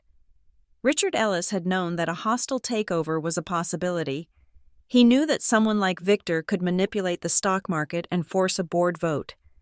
So he had removed the prize from the board completely. If Victor succeeds, I said, trying to wrap my mind around it, if he buys 51% of the stock today, he buys a shell, Daniel finished. He buys a company that has to pay royalties to a trust that you control. And the moment he takes over, you can revoke the license. You can shut off the revenue stream with a single signature. Victor Sloan was burning down his own fortune to buy a box that he thought was full of gold. But my father had emptied it 6 months ago. The warehouse fire was a metaphor for the entire situation. Victor was attacking a ghost. This is the ultimate poison pill, I said. And look at the timestamp on the file Victor is stealing right now. Daniel pointed. I looked. The Project Aegis file was part of the packet Victor was uploading to his cloud server. He is stealing the document that proves he is an idiot, Daniel said. He is literally uploading the proof that his entire master plan is worthless. The irony was so rich I could taste it. Victor thought he was winning. He thought he was scrubbing the drive of incriminating data. But in his panic, he was grabbing everything, including the legal landmines my father had buried. My phone buzzed. It was a notification from the stock market app. Solvatech Dynamics, SLV, down 22%. The news of the data breach I had leaked to the Financial Times was doing exactly what I had intended. The market was in freefall. Investors were dumping the stock, terrified by the rumors of internal theft and federal investigations. To Victor, looking at his screens in the penthouse suite, this must have looked like total victory. He was probably buying up shares right now, using shell accounts to scoop up the undervalued stock. Thinking he was getting the deal of the century, he was pouring millions of dollars into a sinking ship that didn't even have any cargo. We need to keep him feeling safe, I said, my mind snapping back to the tactical situation. If he realizes the FBI is in the lobby, he might physically destroy the hardware before the upload finishes. We need that upload to complete. We need the digital fingerprint on the cloud. I pulled out my phone and opened my social media apps. I had not posted anything in months, but today required a performance. I typed out a message, heartbroken by the betrayals revealed today. Taking a step back to focus on family, Solvatech will cooperate fully with authorities regarding the unauthorized access. I hit send. It was a surrender flag. It was weak. It was exactly what Victor wanted to see. Daniel checked the upload status, 90%. The FBI agent in the van, a man named Agent Miller, who Daniel had been coordinating with, spoke through the encrypted radio on the dashboard. Target is static. We have agents on the roof and the service elevator. We are holding position until the data transfer is confirmed. He thinks I am retreating, I said, watching the rain blur the lights of the hotel. He thinks he has won. And that is why he is careless, Daniel said. I looked at the hotel's revolving doors again. I imagined Victor up there, pouring himself a scotch, watching the stock ticker, feeling that rush of endorphins that comes with total domination. I knew that feeling. I had felt it when I closed my first deal. It was intoxicating. It made you feel invincible. and it made you blind. My father had played the long game.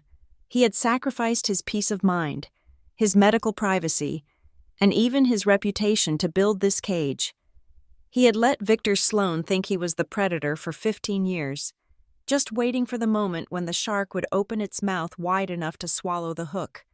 "Upload complete," Daniel announced. The screen flashed green. "File transfer verified. Destination: Secure Cloud Server VS Cayman 04. "That is it," Daniel said, closing the laptop with a snap. "We have possession. We have intent. We have the trace. And thanks to Project Aegis, we know he just spent $50 million buying a company that is effectively worthless." Agent Miller's voice crackled over the radio again. "Green light. We are moving in." I opened the car door. The cold rain hit my face, waking me up, sharpening my senses. "Wait," Daniel said. "You are not going up there?" "I have to. Daniel," I said, "I am not going to arrest him. I just want to see his face. I want to see the moment he realizes that Richard Ellis is still the CEO of this game, even from the grave."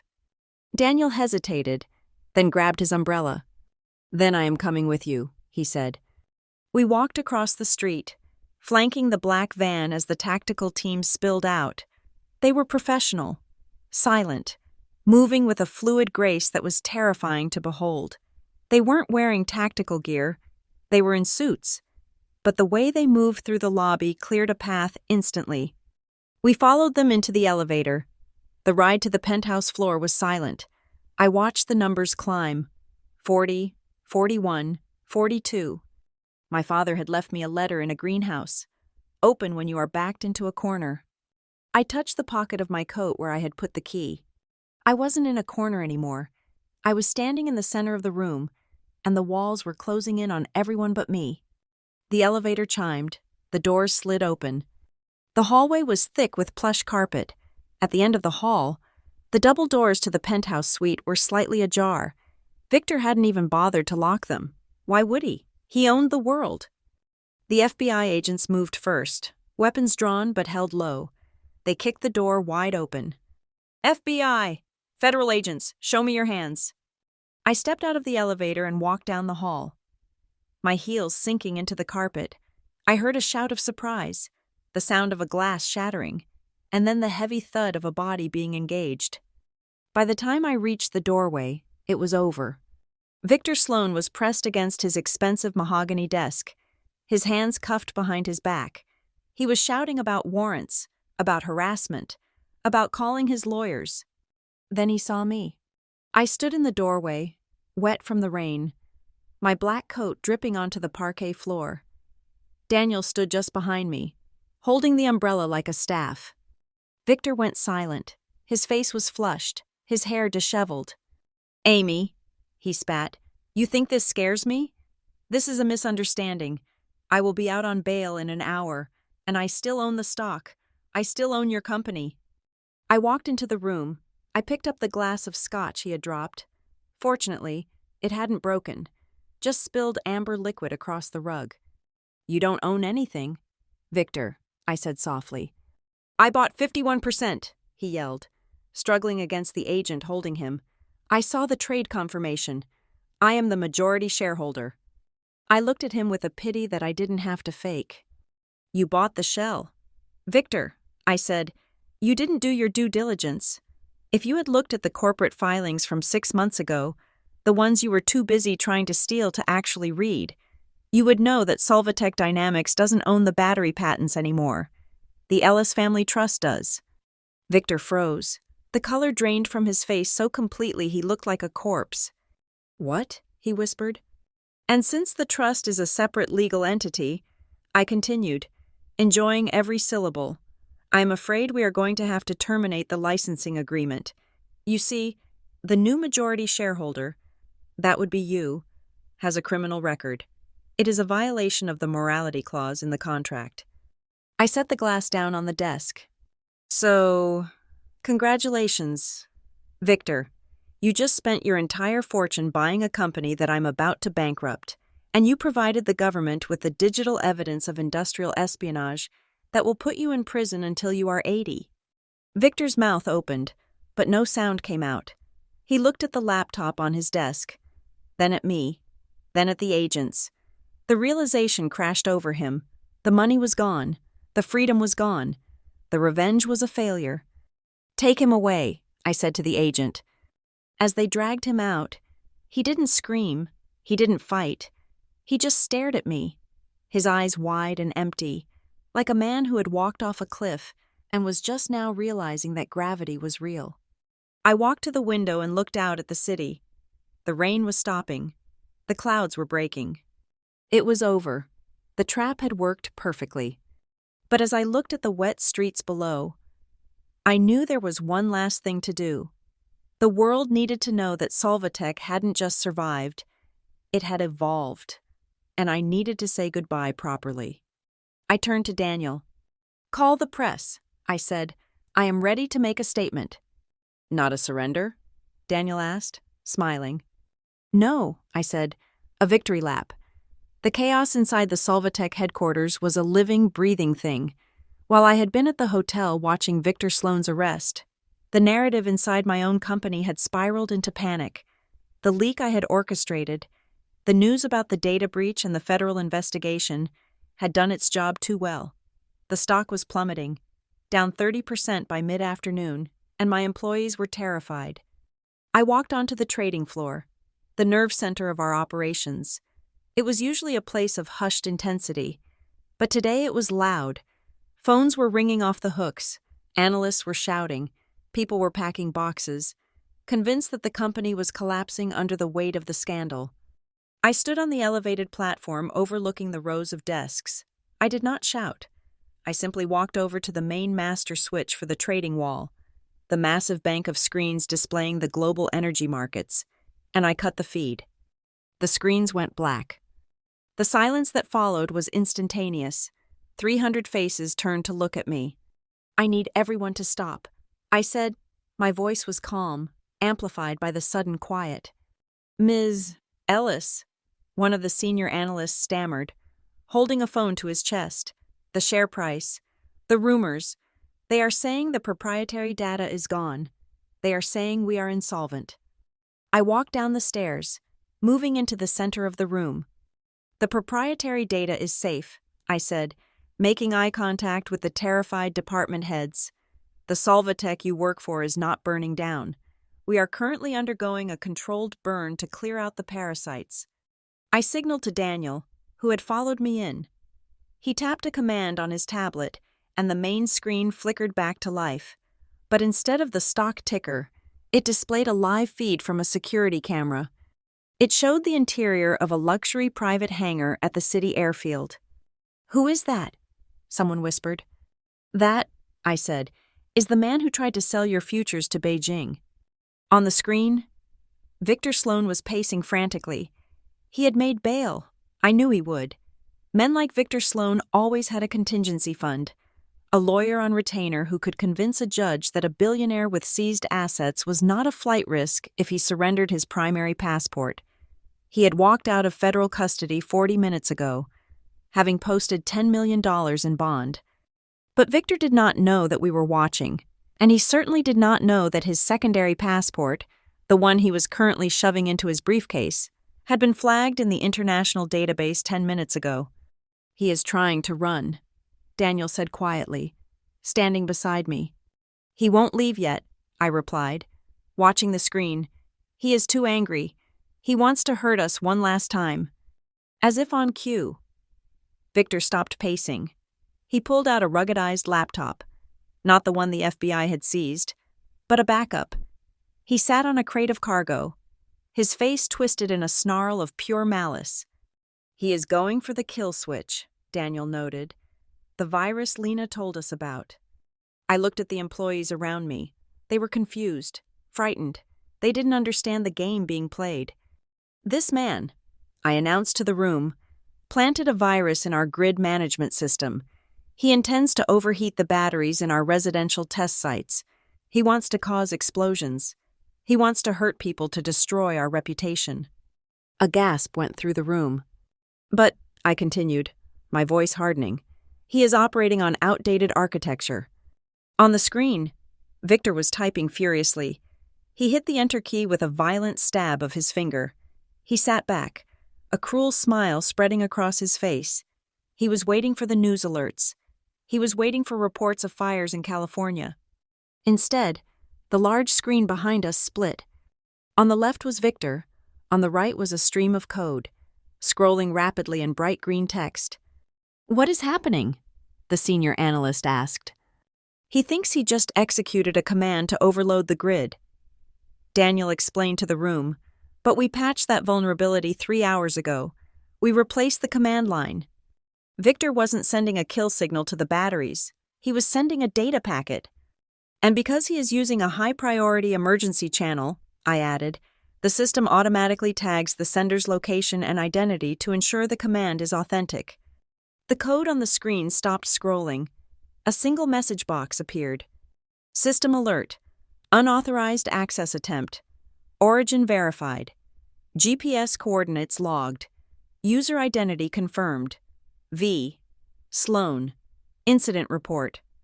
Auto-forwarded to FCC, FBI, and SEC."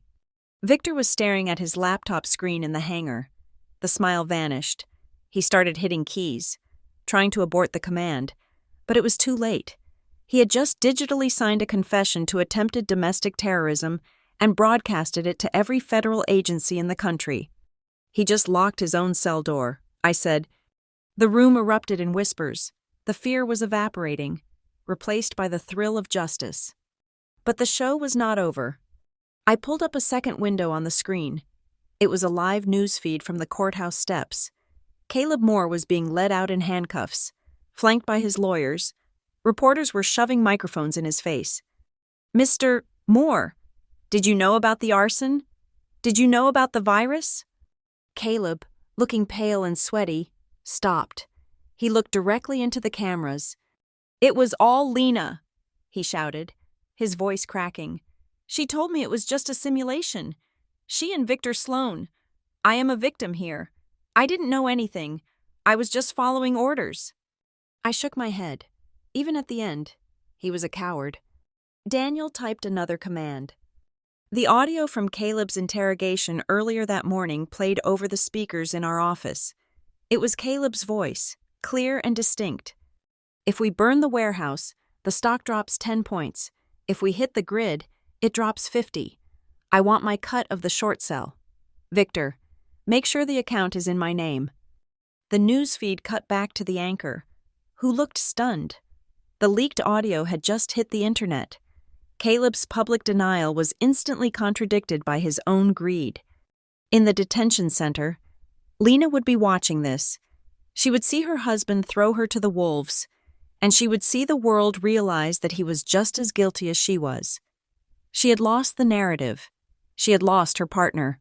She was alone in a concrete box, and no amount of negotiating would save her now. Back on the main screen, the situation in the hangar was escalating. Victor had realized his mistake. He slammed the laptop shut and threw it across the hangar. He grabbed his briefcase and ran toward the small private jet waiting on the tarmac. The pilot was already revving the engines. "He is going to take off," someone shouted in the office. I stood still. I did not reach for the phone. I did not call the police. "Just watch," I said. Victor ran up the stairs of the jet. The door began to close. The plane started to taxi, moving faster and faster toward the runway. For a moment, it looked like he might make it. It looked like money really could buy an escape from anything. Then, from the sides of the runway, a line of black SUVs appeared. They did not chase the plane. They simply drove onto the tarmac and parked in a phalanx across the runway. Blue and red lights exploded into life, illuminating the gray afternoon. The pilot slammed on the brakes. The jet screeched, the nose dipping as it skidded to a halt mere yards from the barricade. The door of the jet opened. Victor Sloan appeared at the top of the stairs. He looked small. The arrogance was gone. The master manipulator. The man who had terrified my father. The man who had burned down a warehouse and tried to blow up a neighborhood was just an old man in a wrinkled suit, standing in the rain. I watched as the agents swarmed up the stairs. I watched them put him in shackles. Not the polite handcuffs from the hotel, but heavy transport chains. He looked at the camera mounted on the hangar wall. He knew. In that final moment, he knew I was watching. He didn't glare. He didn't scream. He just slumped, his spirit finally breaking under the weight of the absolute defeat. I turned to the room of employees. They were silent, watching the end of the threat. "The stock is going to be volatile for a few days," I said, my voice steady and authoritative. "But the rot is gone, the leaks are plugged, and the intellectual property is secure." I looked at the trading board. "Turn the screens back on," I ordered. The wall flickered, the black screens replaced by the chaotic, colorful dance of the market. The stock was still down, but the freefall had stopped. A green arrow appeared next to the ticker symbol, a small uptick. Recovery had begun. I walked back up the stairs to my office, Daniel trailing behind me. "You didn't want to be there?" Daniel asked. "You didn't want to see him getting chained up?" I stopped at the door. "No," I said. "Richard Ellis built this company to change the world, not to fight petty wars with petty men." Victor demanded my attention for 2 days. He doesn't get another second of it. I walked into my office and sat at my desk. There was a stack of paperwork waiting for me. Expansion plans for Europe, solar storage contracts, the future. I picked up a pen. "Let the lawyers handle the garbage." "Daniel," I said, "we have a company to run." Daniel smiled and closed the door, leaving me in the quiet of the office.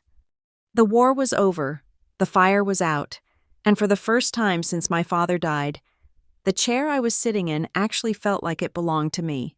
The atrium of the Solvatech Dynamics headquarters was designed to make people feel small. It was a cathedral of glass and steel, soaring 20 stories high, filled with natural light that left no corner for shadows to hide in. Today, that light fell upon a sea of reporters, cameras, and shareholders who had gathered for the statement I had promised. I stood behind the podium. The microphone was cold under my hand. To my right stood Daniel, looking exhausted but triumphant. To my left stood Mr. Sterling, holding the certified, uncontested, and irrevocable last will and testament of Richard Ellis. The room was buzzing with the noise of 1,000 speculations. The stock market had paused trading on Solvatech shares pending this announcement. The world was waiting to see if the empire Richard Ellis built had truly turned to ash. I leaned forward, and the room went silent. "Ladies and gentlemen," I began, my voice echoing clearly through the massive space. "For the past 72 hours, this company has been the subject of a coordinated attack. You have heard rumors of hostile takeovers. You have heard allegations of fraud regarding my father's estate. And you have seen images of a burning warehouse that many of you believed was the heart of our operations." I paused, scanning the faces in the front row. I saw the journalist from the Financial Times who had helped me spring the trap. She gave me a barely perceptible nod. "The individuals responsible for these attacks, Victor Sloan, Lena Moore, and Caleb Moore, wanted you to believe that Solvatech was weak. They wanted you to believe that fire could destroy what my father built. They believed that by burning brick and mortar, they could burn a legacy." I took a breath. This was the moment. They told me, in a video that is now in the possession of the federal authorities, that they had burned my company to the ground. They celebrated the destruction of our inventory. They cheered as the roof collapsed, but in their greed and in their haste to hurt me, they failed to check the public records. I looked directly into the lens of the main camera, addressing the world, but speaking really to 3 people currently sitting in separate interrogation rooms. They said they burned my company, but they burned the wrong thing. A ripple of confusion went through the crowd. "The facility at Ironcliff was sold 18 months ago." I continued, my voice rising with authority. "The inventory they destroyed belonged to a tire logistics firm. The Solvatech archives, our prototypes, and our operational core were moved to a secure, subterranean facility in the Southern District long before they ever struck a match. The only thing they destroyed was their own freedom." I signaled to the screen behind me. It displayed the mugshots of the 3 conspirators, taken just hours ago. Victor Sloan is currently being charged with corporate espionage, domestic terrorism, and attempted sabotage of critical infrastructure. The evidence against him, which he unwittingly self-authenticated, is irrefutable. Lena and Caleb Moore are facing charges of arson, fraud, and conspiracy. They will not be walking free for a very long time. I turned the page of my speech. That was the cleanup. Now came the future. Furthermore, I said, regarding the ownership of this company, the hostile takeover attempt launched by Mr. Sloan was based on the purchase of Class B common stock. However, as of 6 months ago, the intellectual property of Solvatech, our battery patents, our grid technology, and our research data, was transferred to the Ellis Family Charitable Trust. I looked at Mr. Sterling, who held up the leather-bound document. This trust is governed by a single mandate: to provide sustainable energy solutions to communities at cost. It cannot be bought, it cannot be sold, and it certainly cannot be raided by corporate vultures. Solvatech Dynamics retains the exclusive license to manufacture these technologies, provided the company remains under ethical leadership. I let that sink in. Victor had bought an empty shell, and I had just announced that the ghost in the machine was untouchable. My father, Richard Ellis, did not build this company to make billionaires rich. I said, my voice softening just a fraction. He built it to keep the lights on. And today, I am announcing the launch of the Richard Ellis Community Grid Project. We will be deploying our new safety-verified battery systems to 500 low-income neighborhoods across the state, free of charge. We are not just recovering. Ladies and gentlemen, we are expanding. The room erupted. Flashbulbs went off like a strobe light storm. Questions were shouted, but I did not answer them. I had said what needed to be said. The stock would soar when trading resumed. The company was safe. The employees were safe. I stepped back from the podium. Daniel put a hand on my shoulder. You did it, he whispered. He would have been proud. I didn't smile. I didn't feel the need to. I just felt a profound, quiet sense of balance.